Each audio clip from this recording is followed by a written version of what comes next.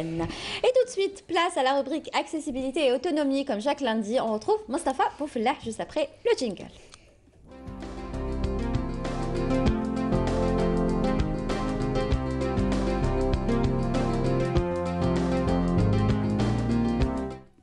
Mustapha, bonjour. Bonjour, bonne fête d'Aïd. C'est la 4e fois. Oui, mais je alors, vous vous dis en m'avez dit à la direct. salle de maquillage, vous me l'avez dit avant de rentrer, vous me l'avez dit en rentrant, et là, c'est la 4e. Non, mais je vous aime bien, c'est pour ça. Saha Aïdek, Mustapha. On vous souhaite tout le bonheur du monde. Merci, vous aussi. Ça va? Ça va, ça va. Vous avez passé une bonne fête? Toujours, oui, toujours la banane, toujours... La pêche la avec pêche, vous. voilà, Vous voulez oui. toujours pas nous donner le secret, hein? Bah écoutez, quand vous vous levez à 5h30 pour être ici à 7h30, c'est la pêche. C'est vrai. Alors aujourd'hui, Mustapha, une nouvelle thématique. Déjà, enfin pas la semaine dernière, celle d'avant, vous aviez reçu un médecin pour parler De la toujours- santé scolaire. Exactement, de la santé scolaire. Aujourd'hui, vous avez choisi de parler d'une autre thématique. Oui, oui, c'est parce qu'il y a eu un nouveau, c'est-à-dire un nouveau club ou association, ça s'appelle le club des Alzheimer. Donc, et c'est une maladie, je suis désolé de le dire. Pour moi, c'est pas une maladie, mais enfin, pour les médecins, c'est une maladie. Donc, Pour ça vous, c'est touche quoi, alors quand même beaucoup d'Algériens. On ne sait pas, vous savez, moi, personnellement, je suis quelqu'un qui, quand ce n'est pas un virus, ni un accident, pour moi, ce n'est pas une maladie, tant qu'on n'a pas trouvé. Mais ça reste encore mon opinion personnelle. Hein. C'est pas une opinion qui est tout le monde, générale, mais c'est mon opinion personnelle. Et donc, j'ai invité 2 médecins qui font partie du club Alzheimer. C'est un nouveau club. Donc, en Algérie, il y a beaucoup, comme dans tous les pays, il y a des Alzheimer. Il y a 2 types ou plusieurs types d'Alzheimer. Donc, je préfère que ce soit eux qui présentent leur club. Pourquoi d'abord ils auraient eu l'idée de créer un club? Comment ça s'est fait? Et ils ont un événement vendredi. Ouais, vous y allez vite, sauf que vous oubliez un détail très important, c'est de présenter des invités. Et les invités, c'est Mariam Abada Bendib, donc Docteur. médecin, docteur, bonjour, bienvenue à vous. Et Jamel Zatout, docteur aussi, et tous les 2 membres du club Alzheimer. Bonjour. Saha Aïdek, ça fait Saha 5 Aïdek. fois. C'est bien, ça va. Merci beaucoup, Il n'y Saha a pas Aïdek. de quoi, il y a pas de quoi qu'il fait des blagues lui aussi. Oui, sauf que lui, c'est la première fois qu'il le dit. Vous l'avez dit 5 fois, 4 fois. Très bien. C'est pas grave. Tant que c'est l'Aïd, ça va. Alors, comme le disait Mustapha, si on présentait déjà le club, votre club. Oui, donc vous nous avez demandé comment ça s'est fait. Eh ben, ça s'est fait à partir de l'équipe soignante de la consultation mémoire du service de neurologie du professeur Masmoudi au CHU de Bab el-Oued. Donc on travaille en multidisciplinarité. C'est pour ça que M. Zatout, qui est le secrétaire général de l'association du club Alzheimer, est réanimateur. Il y a un groupe, on s'occupe d'une manière globale du malade.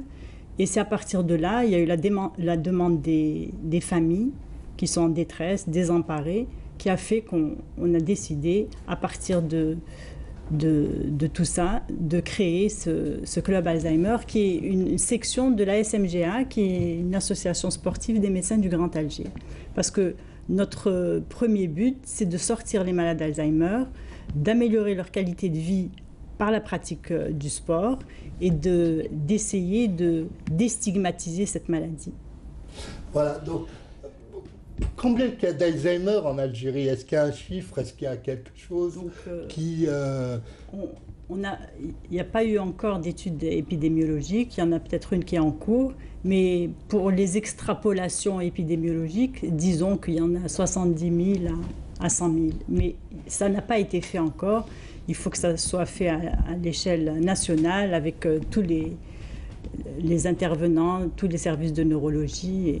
Alors, puisque les médecins sont avec nous, on va profiter et faire un rappel déjà de ce qu'est finalement, c'est quoi l'Alzheimer? Mais vous regardez la mauvaise personne parce que professeur Bada est neurologue, c'est une maladie neurologique, c'est une dégénérescence neurologique, donc elle est beaucoup mieux placée que moi pour Oui, en moi j'ai parler. regardé ici, mais bon, Voilà. c'était juste pour vous donner la parole, mais professeur Abada, allez-y. Mais bon, comme il travaille avec moi, il sait très bien ce que c'est.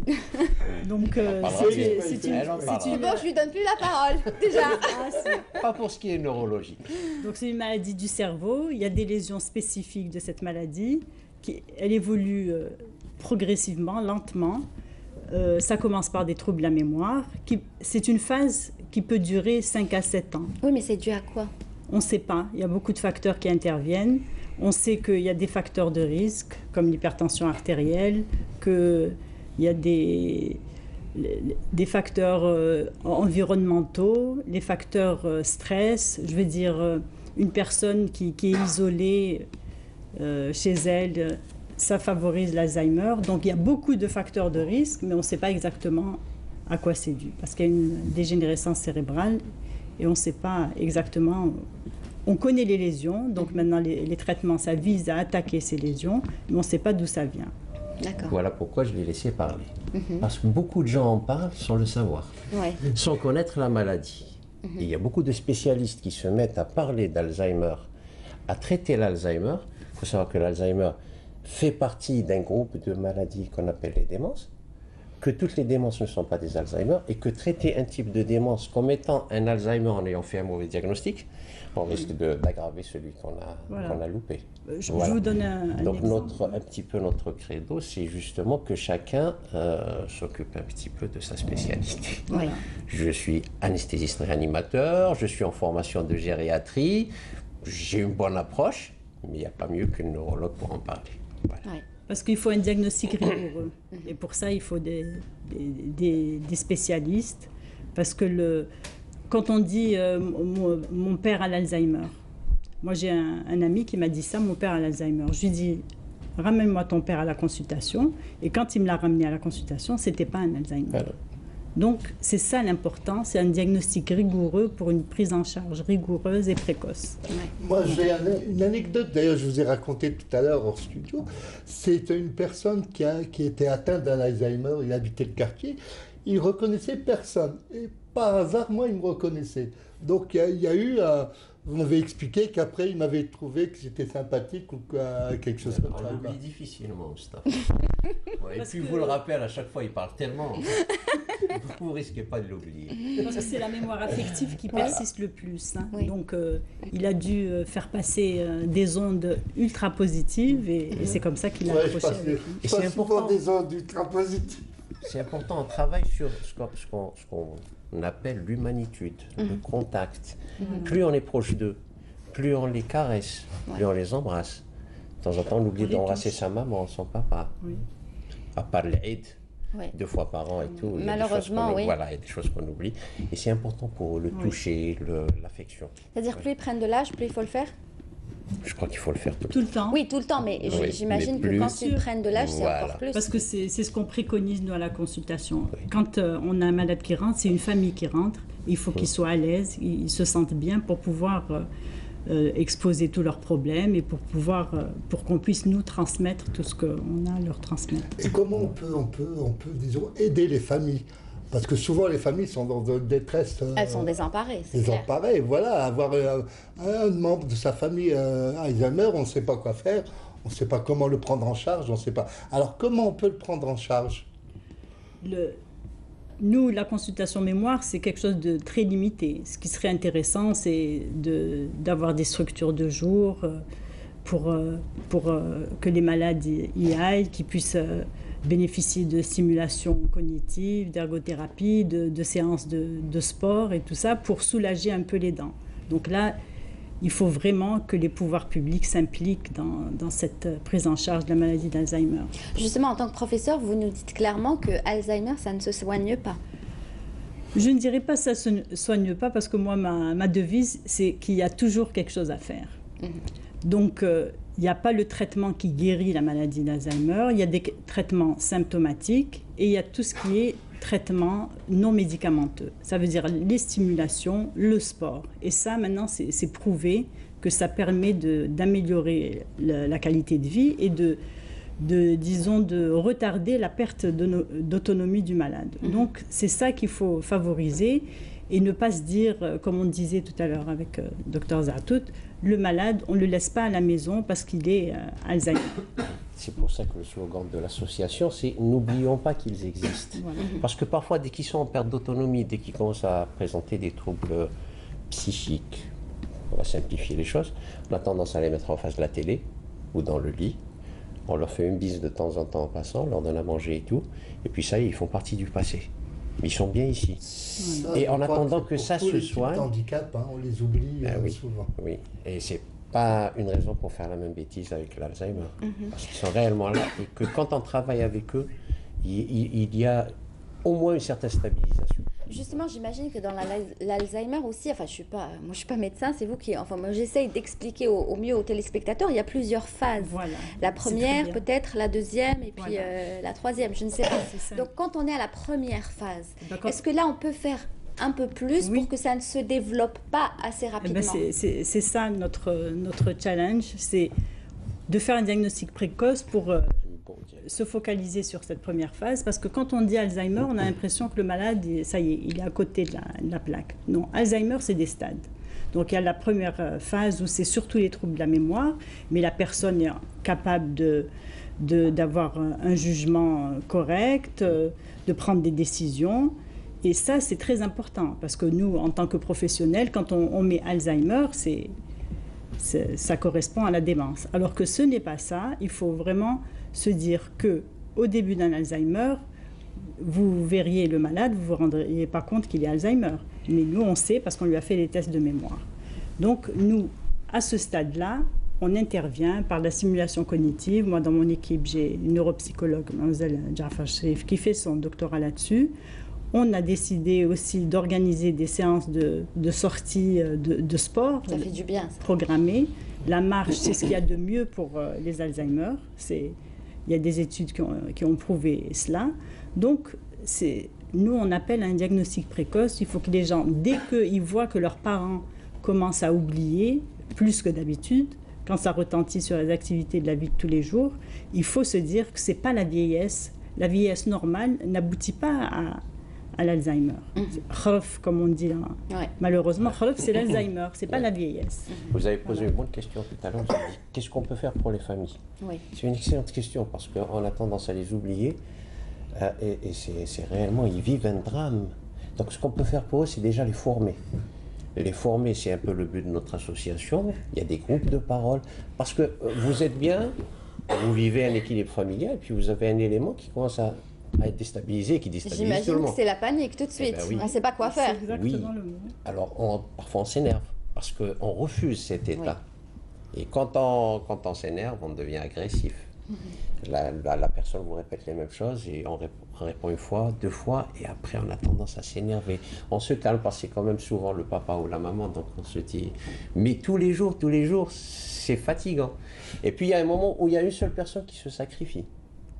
Quand je parle de sacrifice, c'est entre guillemets, mais imaginez un bébé. Eh bien, c'est pire qu'un bébé. Parce qu'un bébé, vous le mettez dans son berceau, il ne bouge pas. Il ne se lève pas. À la phase tardive, il ne va pas à la porte. Il ne va pas à la salle de bain chercher une bouteille d'eau de Javel ou à la cuisine chercher une bouteille d'eau de Javel. À la phase tardive de l'Alzheimer. Oui. Et donc, on est tout le temps avec lui. Et c'est là qu'on essaie de les former. On leur explique ce que c'est. On leur explique comment faire. Et puis on essaie de les faire profiter de l'expérience des autres, parce que beaucoup de gens ont vécu ça, et ils essaient de transmettre ça à travers les groupes de parole. Comment on peut déceler les premiers symptômes d'un Alzheimer? Les premiers symptômes, ils sont décelés. En principe, c'est la famille qui doit déceler, ou bien le médecin généraliste. Mais comment on peut... C'est des troubles de la mémoire, les gens qui se rappellent plus ce qu'ils ont fait la veille. En fait, c'est la mémoire récente. Ils se rappellent très bien. D'ailleurs, les parents nous disent... Il se rappelle ce qu'il a fait pendant la guerre et tout ça, mais il ne se rappelle pas ce qu'il a mangé la veille, il ne se rappelle pas avoir vu une personne qui lui a rendu visite la veille. Donc, comme disait M. Zatout, ils répètent toujours la même chose, ils ne retrouvent pas leurs affaires qu'ils ont cachées, après ils accusent les gens de les avoir volées. Donc, c'est des petits signes comme ça, c'est des signes qui doivent retentir sur la vie de tous les jours. Comme on le dit souvent, combien de belles filles ont pris sur la tête. Voilà, parce que tu as donné à manger? Non, j'ai pas mangé. Alors qu'elle vient de terminer son repas. Voilà. Où est mon argent? J'ai laissé de l'argent ici, il n'y est plus. Et ça fait des histoires. Ils refont la prière parce qu'ils oublient qu'ils l'ont déjà faite. Donc c'est des petits signes comme ça qui alertent. Mais le plus souvent, les gens disent, bon, c'est kber.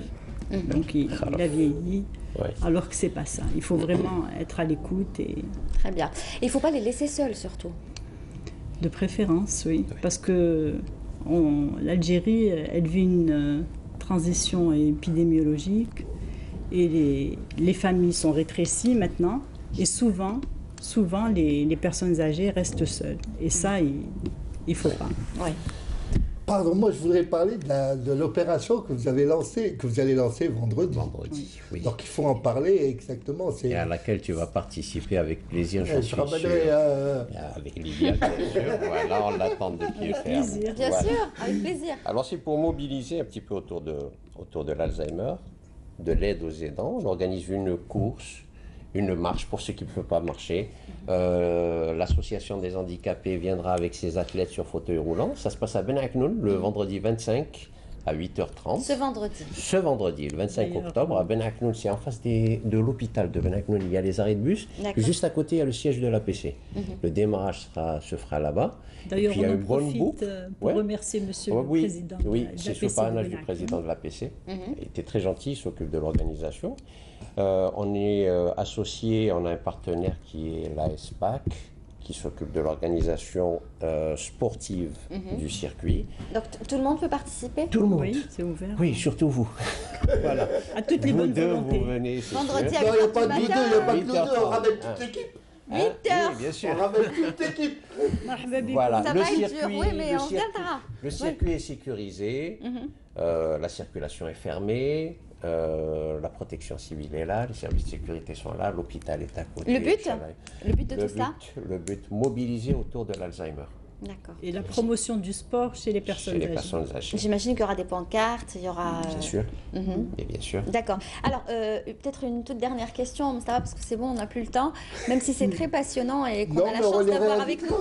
Oui, oui, c'est bon. Moi, j'y tiens parce que d'abord, c'est pour faire connaître au public ce que c'est à nos téléspectateurs, ce que c'est que l'Alzheimer, comment il faut faire pour un peu aider cette famille qui est en détresse. Et d'ailleurs, il n'y a pas que les familles d'Alzheimer, hélas, qui sont en détresse, toutes les familles. C'est pour ça que vous êtes là, à chaque fois, vous vous intéressez à une sorte d'handicap. Voilà. Donc, comment prendre en charge ces familles? D'abord, c'est les familles qu'il faut prendre en charge. Il ne faut pas prendre en charge la personne. C'est les familles qu'il faut prendre en charge. Et après, la famille prend en charge ces handicapés. Ça, on l'a compris. Voilà. Docteur, j'aimerais juste savoir, est-ce que c'est vrai l'histoire du poisson? Il faut manger du poisson quand on est jeune, le maximum, pour ne pas perdre la mémoire? C'est bon. Ça fait partie des choses qui... C'est bon le poisson. La sardine. Heureusement, c'est le moins cher des poissons. Donc il faut manger le maximum, le plus de sardines. Il faut manger du poisson. Il faut Il faut faire travailler son cerveau, surtout, toujours, mais à n'importe quel âge. D'ailleurs, pour les personnes âgées, il y avait quelque chose de magnifique, c'est Mahwoul Oumiya. J'ai vu des personnes âgées à ma consultation qui apprenaient à lire, à écrire. C'est ça, la manière de prendre en charge nos personnes âgées. C'est pour ça qu'on voit beaucoup de personnes âgées qui jouent au mot fléché. C'est ça, c'est bon pour ça fait travailler un petit peu. Bien sûr, il faut... Moi, je tiens à préciser que le docteur est venu avec une béquille, donc c'est une docteur handicapé. Je ne vous dirai pas de quoi. Oui. Très bien, ça reste sa vie personnelle. On touche pas à ça. Merci beaucoup en tout cas d'être venu ce matin. Merci pour toutes les infos que vous nous avez données. Et j'espère que ça vous aura servi en tout cas. Vous qui nous regardez, qui peut-être avez un membre de votre famille qui souffre de l'Alzheimer. Finalement, on qualifie ça de maladie? On dit la maladie d'Alzheimer? On dit la maladie d'Alzheimer. D'accord. Malgré ce que peut dire... Moustapha, oui. Après, ça reste son ça avis. reste mon opinion personnelle, hélas. Mais là, c'est une maladie. Oui, c'est comme ça. Écoutez, vous n'allez pas me faire un truc comme une fois avec Ramal, on a négocié en direct. Ouais, il n'est pas là. Il n'est pas encore là. Merci beaucoup en tout cas. Merci de nous avoir invités. À très bientôt. De nous avoir ouvert les portes. Merci. Et vous êtes les bienvenus. Et donc le club, vous êtes les bienvenus. tout le monde peut y participer. Est-ce que vous avez... Allez sur la page Facebook, ASMGA Alzheimer Club. Écrivez-nous sur Club Alzheimer @gmail.com. Et puis on est là. Et puis on est là. Le plus facile, je crois que c'est la page Facebook. Voilà, tout simplement, vous trouverez toutes les informations sur, bien sûr, cette maladie. Merci, à très bientôt. À lundi prochain. Inch'Allah, bien sûr, avec toujours la pêche. Toujours la pêche et la banane. Tout de suite.